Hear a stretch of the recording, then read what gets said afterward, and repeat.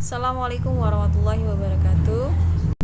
Rekan-rekan yang berbahagia, perkenalkan kami dari kelompok 7 beranggotakan 3 orang terdiri dari Ibu Tri Indah Septiana, Ibu Siti Fatonah, dan saya Yeni Lestari sebagai moderator.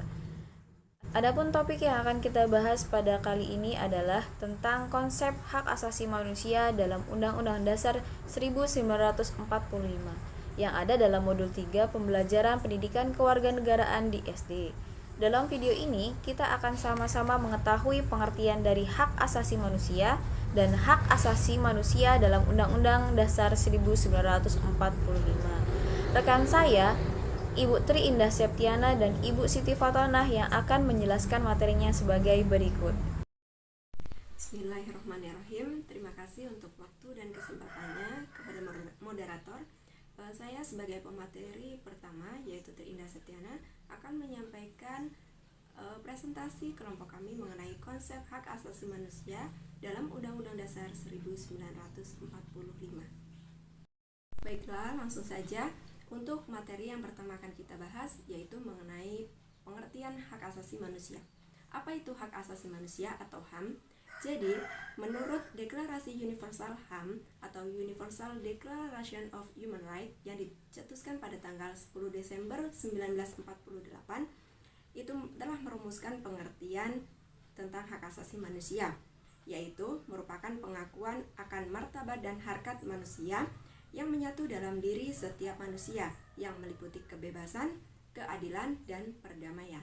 Kemudian pada Undang-Undang Republik Indonesia, yaitu tepatnya pada nomor 39 tahun 1999, pada pasal 1 ayat 1, itu menyatakan bahwa hak asasi manusia adalah seperangkat hak yang melekat pada hakikat setiap manusia dan keberadaan manusia sebagai makhluk Tuhan yang Maha Esa dan merupakan anugerahnya yang wajib dihormati, dijunjung tinggi, dan dilindungi oleh negara, hukum, pemerintah, dan setiap orang dalam kehormatan dan perlindungan harkat dan martabat manusia. Jadi, berdasarkan kedua pemikiran tersebut, dapat disimpulkan bahwa hak asasi adalah hak dasar yang harus dimiliki oleh setiap manusia yang diperoleh dan dibawa dalam setelah kelahirannya di dalam masyarakat. Kemudian, hak asasi ini bersifat universal. Universal meliputi hak hidup, kemudian hak kemerdekaan untuk mendapatkan kebahagiaan. Agar memiliki pemahaman yang baik tentang hak asasi manusia, di sini saya akan menjelaskan tentang ciri khas dari hak asasi manusia. Yang pertama yaitu kodrat. Jadi, kodrat artinya hak asasi manusia itu adalah pemberian dari Tuhan yang Maha Esa kepada manusia agar hidupnya lebih terarah dan terhormat. Kemudian ciri yang kedua yaitu hakiki. Artinya, hak asasi manusia itu melekat pada diri setiap manusia dan merupakan latar belakang kehidupan dari manusia itu sendiri. Yang ketiga yaitu universal. Universal artinya hak asasi manusia itu berlaku secara umum, tidak memandang manusia dari segi apapun. Kemudian yang keempat yaitu tidak dapat dicabut. Artinya hak asasi manusia dalam keadaan bagaimanapun tidak dapat dicabut dan dimiliki oleh setiap manusia. Kemudian yang terakhir yaitu tidak dapat dibagi. Artinya, hak asasi manusia itu tidak dapat diwakili, dialihkan, ataupun dibagi. Untuk materi yang selanjutnya yang akan saya bahas yaitu mengenai nilai-nilai hak asasi manusia. Jadi, ada nilai utama yang terkandung dalam hak asasi manusia. Meliputi yang pertama adalah kebebasan atau kemerdekaan. Kemudian yang kedua kemanusiaan atau perdamaian. Dan yang ketiga adalah keadilan atau kesederajatan atau persamaan. Untuk yang pertama yaitu kebebasan atau kemerdekaan. Jadi manusia dilahirkan dalam keadaan merdeka. Oleh karena itu menjadi harapan setiap manusia untuk menjalani kehidupannya secara bebas dan merdeka. Contohnya kebebasan dalam memilih negara, memilih tempat tinggal, memilih agama, dan juga dalam kehidupan sehari-hari yang dilakukan secara bebas. Kemudian yang kedua yaitu kemanusiaan atau perdamaian. Manusia dalam menjalani kehidupannya sangat mendambakan ketentraman, kemudian bebas dari rasa takut dan juga terjamin kedamaiannya dan senantiasa dalam suasana yang aman. Kemudian yang ketiga yaitu keadilan atau kesederajatan atau persamaan. Manusia umumnya ingin diperlakukan secara wajar dan adil, mendapatkan kesempatan yang sama dalam memperoleh hak. Kemudian tidak dibeda-bedakan antara manusia yang satu dengan manusia yang lainnya. Demikian yang dapat saya sampaikan. Untuk pemateri kedua akan dilanjutkan oleh Bu Siti Fatona. Kepada beliau waktu dan tempat saya persilahkan.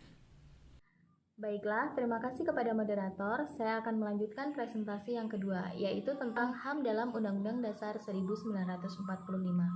Dalam Undang-Undang Dasar 1945, hasil dari perubahan keempat, ternyata perlindungan HAM itu mendapatkan perhatian yang sangat di MPR. Hal ini terbukti dari dicantumkannya secara eksplisit masalah HAM, yaitu pada bab ke-10A dengan judul HAM yang terdiri dari 10 pasal dan 24 ayat. Dalam bab rumusan lainnya terdapat dalam pasal 27. Pada bab ke-11 terdapat dalam pasal 29, bab ke-12 terdapat dalam pasal 30 dan bab ke-13 terdapat dalam pasal 31 dan 32. Pada bab ke-14 terdapat dalam pasal 33 dan pasal 34. Pasal dan ayat yang mengandung muatan HAM adalah sebagai berikut yang terdapat dalam pasal 27 Undang-Undang Dasar 1945, yaitu yang pertama, segala warga negara bersamaan kedudukannya di dalam hukum dan pemerintahan wajib menjunjung tinggi hukum dan pemerintahan itu dengan tidak ada kecualinya.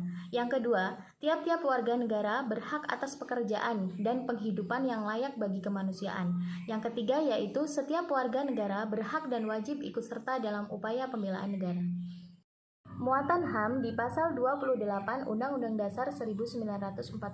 Yang pertama yaitu pada pasal 28 Undang-Undang Dasar 1945, kemerdekaan berserikat dan berkumpul, mengeluarkan pendapat, pikiran dengan lisan dan tulisan dan sebagainya ditetapkan dengan undang-undang.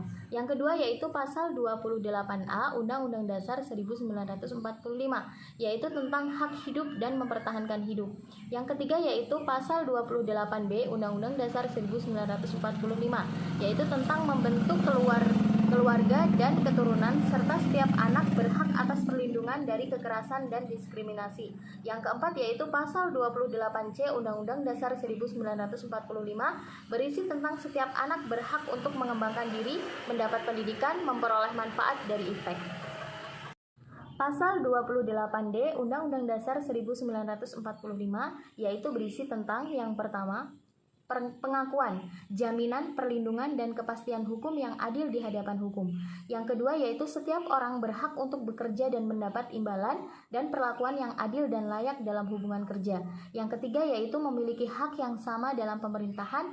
Dan yang keempat yaitu status kewarganegaraan. Pasal 28E Undang-Undang Dasar 1945. Yang pertama yaitu tentang kebebasan memeluk agama dan beribadah sesuai dengan agamanya, memilih pendidikan, pengajaran, pekerjaan, kewarganegaraan, tempat tinggal di wilayah negara, dan meninggalkan serta kembali. Yang kedua yaitu kebebasan meyakini kepercayaan dan menyatakan pikiran dan sikap sesuai dengan hati nurani. Yang ketiga yaitu kebebasan berserikat, berkumpul, dan berpendapat. Pada pasal 28F Undang-Undang Dasar 1945, setiap orang itu berhak berkomunikasi dan memperoleh informasi untuk mengembangkan pribadi dan lingkungan sosialnya, serta berhak untuk mencari, memperoleh, memiliki, menyimpan, mengelola, dan menyampaikan informasi dengan menggunakan segala jenis saluran. Yang terakhir yaitu terdapat dalam pasal 28G Undang-Undang Dasar 1945 yang berisi tentang setiap orang itu berhak atas perlindungan dirinya, keluarga, kehormatan, martabat, dan harta benda yang di bawah kekuasaannya, serta berhak atas rasa aman dan perlindungan dari ancaman ketakutan untuk berbuat dan tidak berbuat sesuatu yang merupakan hak asasi. Dan yang kedua yaitu setiap orang itu berhak untuk bebas dari penyiksaan dan perlakuan yang merendahkan derajat martabat manusia dan berhak memperoleh suaka politik dari negara lain. Demikianlah presentasi yang bisa saya sampaikan. Saya kembalikan lagi kepada moderator. Demikian tadi pemaparan materi terkait konsep hak asasi manusia dalam Undang-Undang Dasar 1945. Dari sana kita tahu bahwa Semua orang yang lahir ke dunia pada dasarnya diciptakan dengan tidak ada perbedaan dan memiliki berbagai hak yang bersifat alamiah. Dalam arti, tidak dapat dilepaskan atau melekat pada diri setiap manusia. Hak alamiah tersebut meliputi hak atas hidup, hak kemerdekaan, hak milik, dan hak kebahagiaan. Terima kasih yang sudah menyimak videonya. Semoga bermanfaat. Terima kasih.